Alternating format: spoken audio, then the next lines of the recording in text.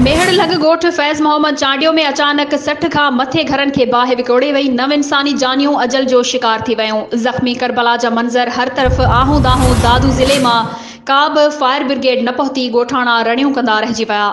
Mehar fire brigade पिणु नाकारा। उन हवाले सां वधीक तफ़सील ॾेई रहियो आहे मेहड़ मां CN न्यूज़ जो रिपोर्टर राजा अतहर गोरड़। जी राजा, छा तफ़सील आहिनि? छा सूरत हाल आहे हिन वक़्तु? जी ज़ारा, अव्हांखे ॿुधाईंदो हलां त मेहड़ लॻ यूसी फरीदाबाद जे ॻोठ फैज़ मोहम्मद चांडियो में तेज़ तूफ़ान अचानक घरनि खे बाहि विकोड़े वई। करबला जा मंज़र हर तरफ़ आहूं ऐं दाहूं।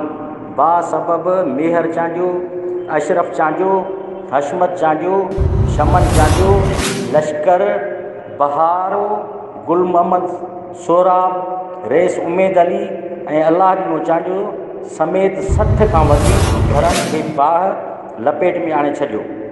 2 भाइरनि 5 वरनि जो अब्दुल रसूल, 4 वरनि जो मोर पुट इमामदीन, 9 सालनि जी सवेरा धी बहार चांडियो समेत 9 ॼणा अजल जो शिकार।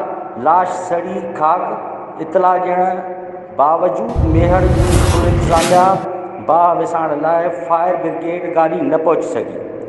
100 खां वधीक ढोर, मेहूं, बकरियूं, ढगियूं, सड़ी खाक। सियासी समाजी माण्हुनि पारां कावड़ जो इज़हार, म्यूनिसिपल ऑफिस जो घेरा करण जो चितार छॾण त बाहि में सड़ी ज़ख़्मी तोड़े फ़ौतियुनि खे मेहड़ सिविल अस्पताल पहुचायो वियो।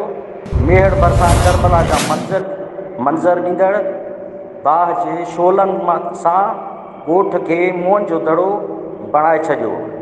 इलाइक़े वासी शदीद ज़ख़्मी ऐं कावड़ में मेहड़ तालुका लावारसी जा ॾेख ॾियण लॻो। चूंडियल नुमाइंदा सॼे मामले खां ॼण अणवा